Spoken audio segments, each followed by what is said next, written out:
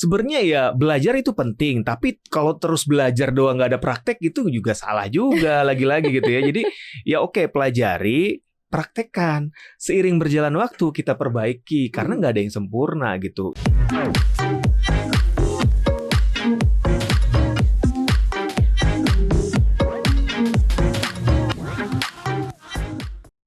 Sobat Cuan, apa kabar? Semoga Sobat Cuan selalu dalam kondisi yang baik dan sehat ya. Selamat datang di podcast Cuap-Cuap Cuan, khususnya di Financial Clinic Talk with Expert tahun 2023. Kenapa? Karena kita udah mau menutup 2023 ini, kita pengen tahu Sobat Cuan udah sekece apa sih pengaturan keuangannya, sejauh mana sih kondisi keuangannya cukup membaik dibandingin 2022. Makanya sudah ada Mas Ai di sini, Halo. Financial Expert CNBC Indonesia, yang akan menjawab pertanyaan-pertanyaan Sobat Cuan ya. Karena biasanya kalau di akhir-akhir tahun kita nanya Mas Ai, kita check up-nya gimana nih financialnya, nanti Mas Ai ngasih tahu ini itu, kayak udah templating gitu ya. Jadi kita pengen tahu Sobat Cuan ini udah seperti apa sih pengelolaan keuangannya. Sebelumnya kita udah bikin polling Mas Ai di Instagram, kita tuh nanya gini, sudah hampir akhir tahun gimana keuanganmu? 74% ini bilang masih nyari cara ngelola yang pas. Coba. Waduh, 74%. gede juga ya, 74%. Iya, 74% bilang masih nyari cara ngelola keuangan yang pas. Jadi belum ketemu nih kayaknya ya, susah kayaknya. Iya. Kemudian 26% bilang sudah nemu formulanya. Ini kalau menurut Mas Ai dari hasil polling ini gimana nih? Wah, ini agak amazed juga ya, Mas. Berarti mayoritas masih bingung sebenarnya kan, gimana cara ngelola keuangan yang tepat buat dirinya sendiri. Bener. Gitu ya. Sebenarnya tipsnya gampang aja sih. Gimana tuh? Yang pertama, kita harus tahu dulu pola spending kita ya. Jadi pengeluaran kita. Sebenarnya dari bulan ke bulan tuh bisa kita pantau tuh pengeluarannya tuh rutinnya di mana sih gitu, banyaknya di mana sih, pos-pos apa aja sih gitu ya. Terus nanti bisa kita cek dengan pemasukan kita, balance nggak gitu ya. Jangan-jangan pengeluarannya lebih tinggi gitu dibanding pemasukannya gitu kan. Karena kan sekarang gampang dengan ada pay later, ada kartu kredit, ada segala macam kan, bisa aja ngutang dulu gitu kan. Nah ini kan yang harus pertama kali kita lakukan gitu ya. Jadi mungkin bahasa perencanaan financial check up gitu. Jadi kita check up dulu nih. Udah balance belum nih antara pengeluaran dengan pemasukan gitu kan.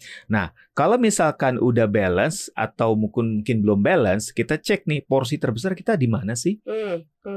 Kita cek lagi, apakah porsi terbesar itu memang sudah ideal gitu? Apakah harus di-reduce atau seperti apa gitu ya? Terus yang gak kalah penting nih porsi untuk investasi nih, untuk pensiun dan untuk proteksi, udah ada belum nih gitu ya? Kalau belum ada, berarti kita harus lakukan gini mulai bulan berikutnya gitu ya. Apalagi di tahun depan ini katanya kan mungkin ya tahun politik gitu ya, banyak apa istilahnya distorsi ekonomi segala macam. Ya kita harus mulai prepare nih, jangan sampai nanti boncos gitu kan. Itu dia. Apalagi di akhir tahun ini kita juga dikagetkan katanya COVID mulai naik lagi.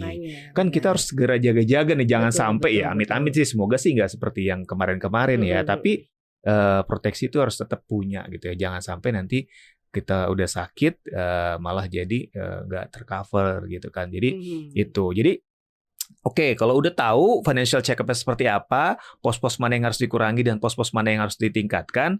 Nah, kalau untuk investasi ya kita sesuaikan aja dengan karakter kita lah istilahnya. Kita orangnya tipikal yang seperti apa ya? Apakah konservatif, agresif atau moderat gitu ya. Terus juga jangan lupa side hustle mungkin harus mulai kali ya. Karena sekarang ini kan ya kenaikan gaji mungkin nggak seberapa, sementara barang-barang kenaikannya inflasi tinggi gitu ya. Jadi kalau ngandelin mungkin main job mungkin kurang gitu ya, kecuali mungkin yang udah main jobnya gaji gede ya, itu no issue gitu ya. Tapi kalau misalkan yang menengah bawah ini kan jadi isu ya, dan banyak kan begitu ya. Jadi mungkin ya kita cobalah untuk dari penghasilan sampingan gitu ya, apa atau misalkan kita bisnis, atau mungkin punya kemampuan kayak kamarnya mungkin kemampuan MC atau moderator, nggak masalah juga gitu, atau apapun lah ya, misalkan ada yang kemampuan desain segala macam, itu kan selama bisa dimonetize itu bagus gitu. Jadi itu ya, jadi tipsnya simple aja sih sebenarnya kayak gitu. Nah, pola pengaturannya ya udah nanti tinggal bisa bikin rekening khusus, atau mungkin juga nanti dipisahkan antara rekening operasional dengan rekening investasi, macam-macam. Jadi banyak caranya bisa disesuaikan. Jadi gitu. temuin nih kamu cara nyari mengelola yang pasnya nih yang di mana yang kurang pas ya. Betul. Cash flow kamu yang berantakan gitu ya, utang kamu yang makin nambah, investasi kamu yang belum jadi-jadi. Kamu coba screen out ya dari 74% ini teman-teman yang isi polling kita di Instagram @cuap_cuan. Yang kedua Mas Ai, pos keuangan yang paling susah dikumpulin. Ternyata 46% jawabnya dana darurat dong. Dana darurat. Terus kemudian 33% investasi, 14% proteksi untuk kesehatan, dan 7% sekolah anak. Katanya pos keuangan yang paling susah dikumpulin. Why emergency fund ini jadi susah loh? Padahal kalau kita nggak selesaiin dana darurat, kita nggak bisa ke step berikutnya nggak sih, Mas Ai? Betul. Jadi kan kalau di pilar perencanaan keuangan yang pertama itu harus dibenahi adalah cash flow. Cash flow itu salah satu bagiannya adalah dana darurat atau emergency fund. Jadi setelah cash flow kita lancar gitu ya, operasional untuk keuangannya lancar, kita harus siapkan dana darurat. Kenapa? Karena kita nggak akan pernah tahu ke depan ada hadangan-hadangan terjal apa gitu kan. Apakah tiba-tiba amit-amit kita sakit, atau ada keluarga yang sakit, atau ada bencana, dan segala macam. Nah, makanya that's why dana darurat ini adalah pos pertama yang harus disiapkan sebelum kita masuk ke pilar berikutnya gitu. Jadi kalau kita jump gitu, misalkan langsung ke proteksi atau jump ke investasi, ya salah gitu. Percuma, let's say kita jam langsung investasi aja gitu, gue kencengin, tiba-tiba kita sakit, perlu biaya gede. Akhirnya kan investasi ya bisa aja kan tergerus sia-sia dong apa yang sudah kita sisihkan gitu kan. Makanya ini penting dana darurat ini. Jangan dianggap, darurat kan belum tentu kepake. Iya memang, karena namanya juga darurat. Nggak ada yang mau mengalami, dan nggak ada yang pernah tahu kapan terjadi. Makanya harus disiapkan gitu. Jadi itu sih poinnya. Jadi mindset kita harus diubah nih. Betul. Justru ini yang harus pertama kali kita siapkan sebelum kita masuk ke proteksi, investasi, dana pensiun, dan lain sebagainya. Dana darurat nggak selesai-selesai, atau belum terkumpul, atau nggak tahu gimana cara ngumpulinnya, jangan pernah men-challenge untuk ke next step berikutnya gitu ya, Mas Ai. Akan sangat repot. Jadi ini dari 2 polling ini, kita ngerasa sedih sih Sobat Cuan, karena kita kan kayak dari awal tahun kita selalu ngasih tahu nih caranya gini-gini gitu. Tapi nggak apa-apa, Cuan akan selalu ready buat Sobat Cuan untuk kembali lagi maintain gitu ya, ngasih tahu lagi gitu ya untuk Sobat Cuan.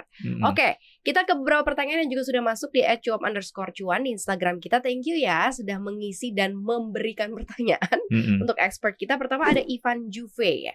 Saya baru aja keterima kelas karyawan di universitas, malah di PHK.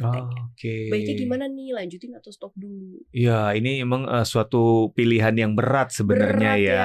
Sebenarnya sebelum sampai pada keputusan dilanjutkan atau tidak, mungkin kita check up dulu ya. Kira-kira mungkin uang kita cukup kan nih kalau untuk melanjutkan, misalkan let's say tadi Mas Ivan gitu ya. Mas Ivan punya tabungan gitu ya, atau masih punya investasi dan dirasa cukup gitu ya, sambil mencari pekerjaan baru, ya kenapa enggak? Karena kan sayang, udah masuk kuliah mungkin masuknya juga susah gitu ya. Kalau putus di tengah jalan kan harus ngulang dari awal kan nggak bagus juga gitu ya. Jadi ya memang selama masih ada istilahnya funding gitu ya, beberapa saat gitu ke depan, misalkan nggak perlu langsung sampai lulus gitu ya. Kalau menurutku sih terusin. Tapi sesegera mungkin kita cari income baru gitu ya, atau pekerjaan baru.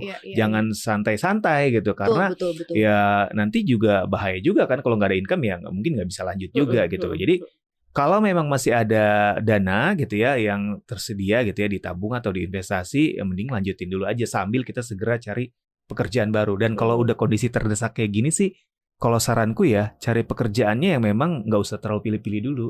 Yang penting ada pemasukan dulu sambil gitu ya, cari-cari terus yang lebih bagus gitu. Atau kalau memang dirasa berat dan prosesnya lama, ya mending usaha dulu deh. Jualan apa kek, atau ya misalkan apakah bikin makanan, atau jualan karya apa gitu kan, yang memang bisa cepat gitu menghasilkan uang untuk menambal kebutuhan kuliahnya ini. Karena sayang banget kalau putus tengah jalan ya. Benar, banyak juga teman-teman aku yang ngalamin kayak gini ya. Jadi ini kan kondisi yang emergency, nggak terlalu kita prediksi ya. Pengen kuliah nih sambil kerja, udah keterima, nggak taunya ada layoff gitu. Nah teman-teman aku ada yang kemudian dia langsung bertransformasi gitu ya, langsung jadi pengemudi online. Paling gampang sekarang kan bisa paling cepet gitu. Iya, ojek online tuh paling gampang. Pasti kan motor pasti mungkin hampir semua punya lah ya, kendaraan itu paling cepat. Itu bisa menghasilkan dan tiap hari bisa menghasilkan selama kita rajin ya. Gitu. Jadi sebenarnya kalau menurutku ya saat ini kalau orang bilang nyari duit susah, itu sebenarnya no issue sih. Tinggal bagaimana kita mau mencari gitu, apapun ya. Ya kayak tadi Mbak Maria bilang, bisa narik ojek online gitu ya, atau bisa antar jemput barang gitu kan, bisa juga, gampang, simple kan, gitu. Atau apapun lah gitu, berdagang gitu kan. Apalagi sekarang zaman media sosial gampang banget, dagang nggak perlu punya toko ya kan, tinggal posting foto posting itu jualan. Jadi sebenarnya selama kita ada kemauan pasti ada jalan. Betul. Gitu. Setuju, semangat ya Mas Ivan ya. Banyak kok yang ngalamin hal kayak gini dan banyak juga yang ternyata bisa bertahan dan survive. Betul. Bahkan kalau istilahnya gini, mungkin dikasih jeda dulu kayak ketapel gitu loh. Kayak mundur dulu untuk melesat lebih tinggi gitu ya. Semangat Mas Ivan ya. Next ada Michael_Alexis. Saya ini masih single, gaji saya UMR tapi punya tanggungan membayar hutang orang tua. Gimana caranya ya ngelolanya biar saya bisa tetap nabung? Wah, ini juga menanggung hutang orang tua. Banyak sih dialami sama sobat cuan di luar sana ya. Itu jadi memang istilahnya sandwich generation ini memang jadi masalah banyak orang kayaknya gitu ya. Jadi memang kalau kita dalam posisi sandwich generation ini memang harus ada yang dikorbankan. Yang pertama adalah gaya hidup kita ya. Ya kalau untuk anak-anak sandwich dengan penghasilan yang terbatas gitu ya, let's say UMR, ya mau nggak mau kita harus korbankan gaya hidup kita gitu. Kita nggak bisa tuh beli-beli barang branded atau mungkin nongkrong di mall tiap weekend gitu ya, atau mungkin minum kopi mahal setiap hari gitu ya. Minum kopi. Jadi memang ada kolateral yang harus dikorbankan gitu. Jadi kesenangan sementara kita korbankan.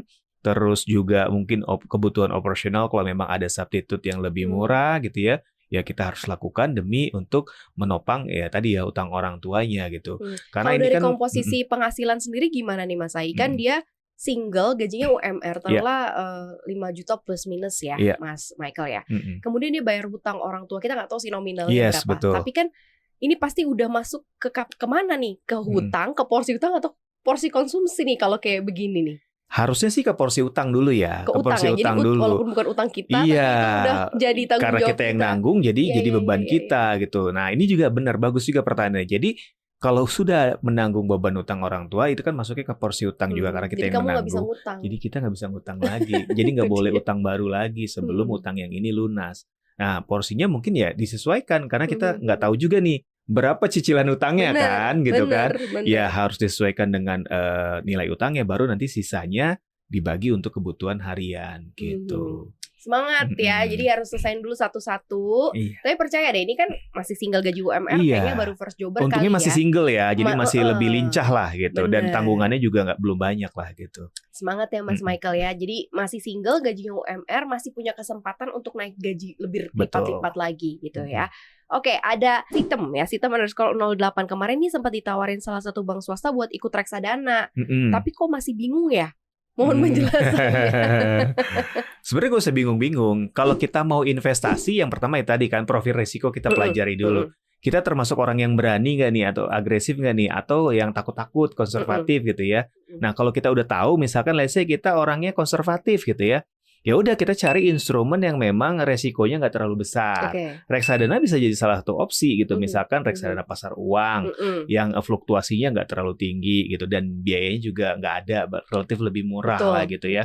Sementara imbal hasil juga lumayan gitu ya, masih ya mirroring dengan deposito lah ya gitu. Jadi ini bisa jadi opsi gitu. Nah tergantung nanti Mbak Sitem ini kira-kira ditawarkan reksadana apa. Kita harus lihat juga nih historical kinerjanya. Jangan orang nawarin kita beli aja asal gitu kan. Kita lihat dulu produknya, bener gak nih, resmi terdaftar gak, itu paling penting. Jangan sampai reksadananya bodong gitu kan.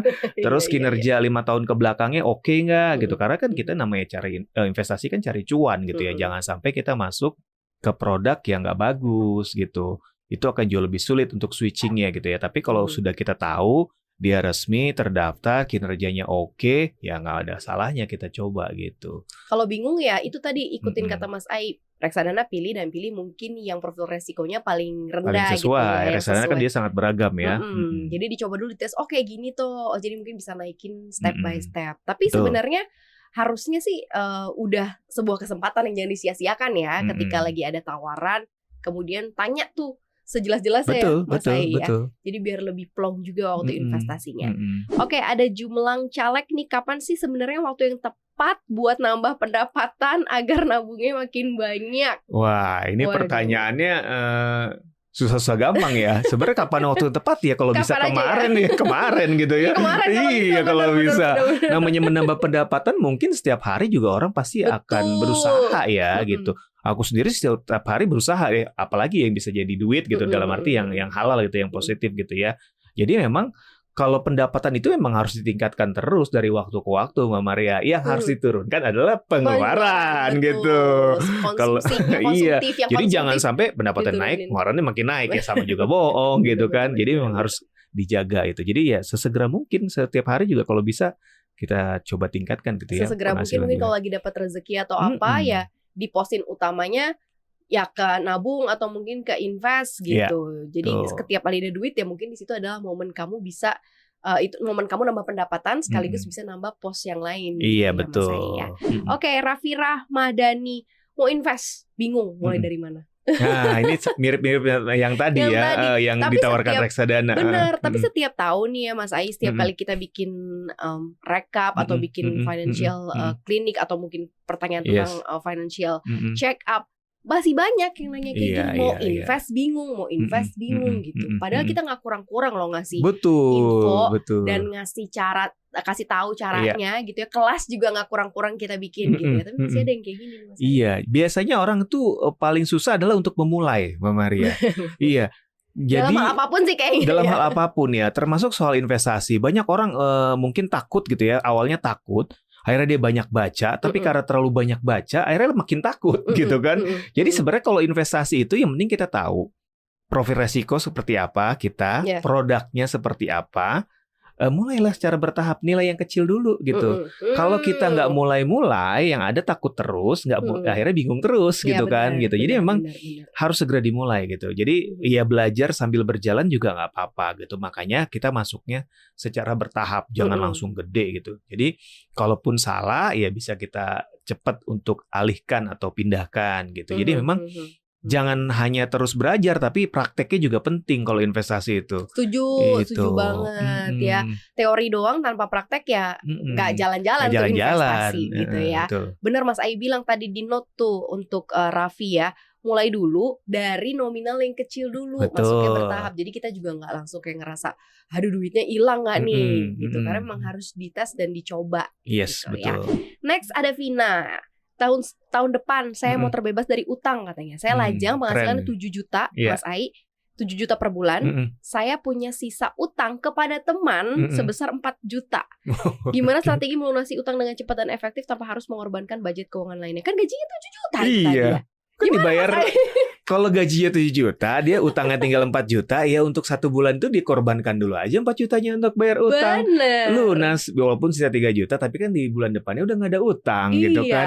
Harusnya simple sih ya itu.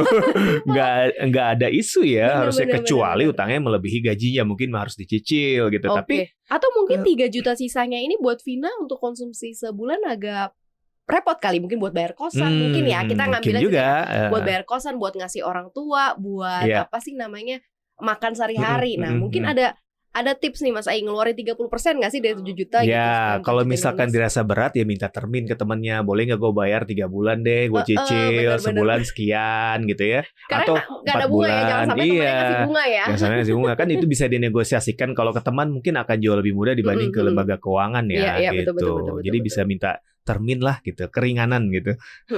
Keringanan nih 4 juta mungkin dibayar 4 bulan, 1 juta per bulan, iya 4 juta 4 bulan lunas kan, jadi bebas hutang deh itu tahun depan. Goalsnya tercapai. Benar. Tapi kalau lebih cepat sih lebih baik. Kalau bisa dibayar langsung 4 juta bulan itu lebih baik gitu ya. Memang harus irit-irit. Tapi kalau memang karena kebutuhan kamu yang lain banyak, dibagi 2 bulan aja 2 juta bisa gitu, juga kan? Iya makanya kan? Disesuaikan kita kan nggak tahu nih pengeluarannya Vina ini seberapa besar gitu ya per bulannya. Jadi disesuaikan aja gitu. Semangat ya Vina ya. Oke, tapi memang bener loh Mas Ai, kadang ini persoalan orang ya, minjemnya gampang, ngembalikinnya itu susah gitu ya. Itu dia. Tapi kan sih. Sementara utang itu kan adalah kewajiban, betul, dan harus dibayar gitu. Oke, semangat lah ya. Ada Bian_09, resolusi saya di tahun 2024 adalah bisa mengelola keuangan dengan baik. Good. Tipsnya dong untuk membiasakan diri dengan konsep-konsep keuangan atau investasi. Harus mulai dari mana tuh kan? Itu pertanyaannya mirip-mirip sebenarnya ya. Iya. Kenapa sih susah banget mulai? Semudah kamu mengatakan cinta pada pasanganmu gitu loh. Iya gitu. Jadi emang ini penyakit semua orang untuk memulai itu emang susah gitu. Kenapa ya? Jadi sebenarnya ya belajar itu penting, tapi kalau terus belajar doang nggak ada praktek itu juga salah juga lagi-lagi gitu ya. Jadi ya oke, pelajari, praktekkan. Seiring berjalan waktu kita perbaiki karena nggak ada yang sempurna gitu. Even financial expert yang tercanggih aja dia terus mempelajari untuk memperbaiki caranya ya, strateginya gitu. Jadi nggak ada strategi yang sempurna, tapi kalau kita nggak mulai-mulai, nggak jalan-jalan tuh perencanaan keuangan itu. Jadi ya itulah. Pelajarannya simple aja pokoknya. Kalau perencanaan itu cash flow-nya kita perbaiki dulu, proteksinya kita perkuat, investasi kita mulai, dana pensiun mulai dipersiapkan, ya waris mulai dicukupkan gitu. Jadi udah simple 5 poin itu aja. Mulai praktekkan, seiring berjalan waktu kita perbaiki perlahan-lahan gitu sih. Oke, itu semangat ya. Jadi setiap orang atau setiap sobat cuan yang nanya mulainya dari mana, mulai dari kamu. Iya. Dari diri sendiri. Dari diri, betul. Dimantapkan gitu ya. Karena yakin deh, karena mulai investasi itu cuman dari 100.000 juga bisa. Iya, gitu bisa. Ya. Di aset-aset kelas yang kita kenal, selalu kita kenalin ya, kayak saham ataupun reksadana. Jadi ya mulainya dari kamu gitu ya. Wahyudi Diki, ini pertanyaannya agak panjang nih Mas Ai. Tahun ini tahun terberat saya karena saya mengalami ujian keuangan. Saya kena PHK, sudah 1 tahun menganggur. Saya sudah gunakan tabungan dan uang jam sostek untuk biayai kebutuhan hidup selama menganggur. Tapi awal Desember alhamdulillah saya sudah peroleh kerjaan lagi. Amin. Nah, tipsnya dong saya untuk memperbaiki keuangan setelah ada ujian keuangan. Income saya ini di bawah 10 juta. Saya punya 1 anak dan istri yang harus saya nafkahi karena saya tulang punggung keluarga. Sebelumnya selamat ya, karena selamat sudah udah mendapat pekerjaan baru ya. Pekerjaan lagi. Setelah setahun menganggur ya itu berat banget pasti sih. Pasti. Ya tipsnya yang pertama, ketika sudah punya income baru lagi, yaitu tadi kita harus mulai perkuat cash flow-nya dulu, ya itu pertama ya. Nah, cash flow ini kan kaitan dengan pengeluaran dan pemasukan. Jangan sampai pengeluarannya melebihi pemasukan. Kalau bisa dari cash flow kita itu atau dari pemasukan kita itu ada lebih. Lebihnya itu kita belikan proteksi, asuransi, kita masukkan ke dana darurat tadi sebelumnya ya, terus lalu ke investasi, terus kita mulai cicil buat dana pensiun, buat waris untuk anak. Jadi memang harus mulai dipersiapkan dari sedini mungkin gitu ya. Walaupun penghasilannya cuma UMR, nggak masalah gitu ya. Yang penting kita bisa atur bagaimana spendingnya ini cukup. Kalau memang ternyata masih berat untuk ada lebihnya, paling enggak kita harus cari pemasukan tambahan berarti kan gitu. Jangan sampai kita terpaku dengan pekerjaan itu gitu. Karena kalau misalkan ketika pengeluaran sudah tidak bisa ditekan, berarti pemasukan yang harus dinaikkan gitu kan. Nah ini berarti kan kita harus cari side hustle atau mungkin cari pekerjaan baru. Tapi yang ini jangan dilepas dulu gitu ya. Yang ini tetap dipertahankan dulu sampai nanti dapat yang lebih baik. Jadi memang PR-nya kan mungkin Masnya ini kan menata lagi dari nol gitu ya, dari bawah lagi kan. Tapi jangan menyerah, yang penting kita disiplin, konsisten gitu ya dalam mengatur keuangannya. Kita percaya kalau kita kerja keras pasti ke depan akan ada perbaikan gitu. Setuju ya. Yang pasti yang harus dilakukan yang pertama ya sudah bersyukur karena setahun menunggu sebuah pekerjaan itu kayak berat banget ya. Lama itu, setahun tuh lama tuh. Dan ya itu tadi ikutin kata Mas Ai. Jadi mulai berproses lagi dari awal supaya semua yang sudah porsinya kemarin mungkin udah kecampur aduk, udah berantakan bisa rapi lagi. Betul. Ya Mas Diki ya. Nah ini mungkin last nih ya. Saya seorang freelancer Wahyono. Saya pengen punya investasi tapi saya belum ngerti, masih bingung. Nah mirip-mirip lagi nih pertanyaannya. Bingung lagi nih. Investasi yang cocok untuk mulainya, dananya bisa mulai dari berapa? Oke. Iya, sebenarnya aku kasih gambaran simpel aja gini. Buat orang-orang yang masih konservatif gitu ya, yang memang masih sangat takut gitu ya untuk mulai investasi, coba deh investasi di produk-produk yang rendah resiko. Reksadana ini salah satu instrumen menurutku yang paling oke buat baru pertama kali belajar ya. Kalau misalkan masih takut, boleh masuk aja reksadana pasar uang dulu. Itu dari mulai 50.000 sekarang udah ada loh. Dari mulai 50.000 dan dia nggak ada biaya fee belinya, enak, fee jualnya juga nggak ada gitu. Returnnya lumayan, setahun tuh mungkin bisa 6% gitu ya. Jadi masih mirip-mirip dengan deposito gitu ya. Atau kalau misalkan dia lebih konservatif lagi, nggak percaya dengan paper aset gitu ya, ya mungkin bisa ke logam mulia gitu ya. Logam mulia kan dari yang 1 gram ada juga tuh ya. Kalau yang emas antam atau pegadaian gitu kan, itu bisa juga gitu ya. Atau mungkin juga kalau misalkan masih takut juga ya deposito. Sekarang deposito udah makin gampang loh Mbak Maria. Ada deposito bank digital. Iya, benar. Bisa mulai dari 100.000 gitu ya. Jadi ya sambil nabung ya pisahin nih ke deposito. Bahkan sekarang katanya imbal hasilnya gede-gede ya. Betul. Ada yang sampai 10% gitu kan. Makanya. Itu kan enak kan sekarang. Jadi pilihannya tuh udah banyak sebenarnya. Dana darurat juga bisa ditaruh di situ tuh. Betul bank digital. gitu. Jadi ini yang paling PR kan mau orang-orang yang konservatif ya. Kalau orang-orang yang agresif ya gampang aja bisa masuk ke saham atau mungkin bisa ke kripto gitu ya, atau ke komoditas gitu ya, atau ke forex gitu, sesuai dengan preferensinya masing-masing gitu. Semangat ya bagi yang masih ngirimin pertanyaan bingung, mudah-mudahan jangan bingung lagi. Karena apa? Ya karena tinggal disesuaikan aja dengan Sobat Cuan seperti apa. Pesannya nih Mas Ai untuk Sobat Cuan memasuki 2024 ya dengan berbagai macam dinamika kehidupan, dinamika keuangan yang mungkin akan terjadi. Iya. Di tahun depan itu kan kalau proyeksi banyak para ekonom dan pakar-pakar memang kan masih ada guncangan ekonomi ya. Ditambah lagi tahun depan itu kan masih tahun politik yang memang biasanya orang investor-investor gede ini lebih banyak wait and see. Jadi kalau buat kita-kita nih mungkin sebaiknya memang lebih mengetatkan dulu ikat pinggang gitu ya. Tahan dulu gaya hidupnya, mungkin perkuat dana daruratnya, perkuat proteksinya, perkuat investasinya gitu ya. Ketika nanti misalkan sudah lebih kondisinya sudah lebih jauh membaik gitu ya, kita juga pemasukannya sudah jauh lebih besar, mungkin ya sedikit-sedikit mulai untuk istilahnya refreshing atau mengikuti gaya hidup nggak masalah juga gitu. Itu yang paling penting, dan pinter-pinter memilih instrumen investasi gitu. Karena memang belakangan ini memang beberapa instrumen juga performanya lagi nggak bagus gitu. Jadi harus pinter-pinter dan disesuaikan dengan profil resiko serta kemampuannya. Jadi jangan juga berlebihan gitu ya. Jangan juga investasi pakai utang gitu ya. Jadi memang disesuaikan aja, baik kecil maupun besar itu kan relatif gitu ya. Semua juga kembali ke kita gitu. Jadi itu sih, lebih pinter lagi ngatur keuangannya, spendingnya. Kalau bisa digenjot lagi proteksinya, dana daruratnya sama investasinya gitu. Kunci dari pengaturan keuangan sebenarnya gampang aja Sobat Cuan. Kamu mulai lebih dahulu berproses di dalamnya, baru kita akan nikmatin goals-nya. Jadi kalau kamu belum pernah mulai dan tidak ikut proses dalam keuangan atau pengelolaan keuangan itu, kamu nggak akan pernah tahu goals-nya ini kamu nyampe atau enggak gitu ya. Karena set goals yang kamu udah taruh nih, kamu pengen apa, kalau itu nggak pernah dimulai, nggak akan sampai tuh ke goals. Gitu ya Sobat Cuan. Nah, mudah-mudahan di tahun 2023 ini Cuap-Cuap Cuan sudah cukup menemani Sobat Cuan untuk berinvestasi, untuk melakukan pengelolaan keuangan yang baik. Tapi kita nggak berhenti di 2023. Di 2024 kita pasti akan lebih lagi, lebih intens lagi buat ngasih hal-hal yang jauh lebih solutif dan semakin membangun Sobat Cuan juga untuk lagi semakin sadar gitu ya tentang pentingnya perencanaan keuangan dan pentingnya pengelolaan keuangan yang baik. Terima kasih banget udah dengerin Maria dan juga Mas Ai. Jangan lupa untuk dengerin kita terus di konten-konten podcast kita di Apple Podcast, Spotify, Anchor, dan follow akun Instagram kita di @cuap_cuan dan subscribe YouTube channel kita di Cuap-Cuap Cuan, di like, di share, dan juga di komen. Terima kasih. Kita berdua pamit. Bye-bye.